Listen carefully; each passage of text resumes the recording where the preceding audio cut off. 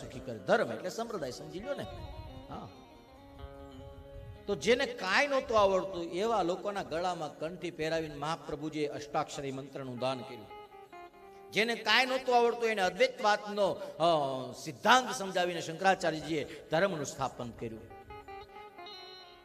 જે અસ્ત્ર અને શસ્ત્રની વાત આવે એ સુદર્શન ભગવાને નિંબાર્કાચાર્યજીનો અવતાર લઈ અને ધર્મનું સ્થાપન કર્યું. સમય આવતા સ્વામિનારાયણ ભગવાન જેવા મહાપુરુષ જ્ઞાનીનો ઈશ્વરનો પ્રાગટ્ય થયું, જેને મંત્ર આપ્યો સ્વામિનારાયણ, અને માણસની અંદર જોબન પગી જેવા સુધરી ગયા.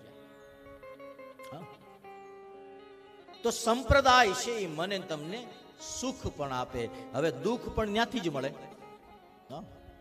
સંપ્રદાય સુખ આપે અને દુઃખ પણ આપે. કેમ તો કીધું આપણા કપાળમાં તિલક કર્યા પછી કોકના મંદિરે જઈએ તો એને આપણે નો, આપણા મંદિરે બીજા તિલક વાળો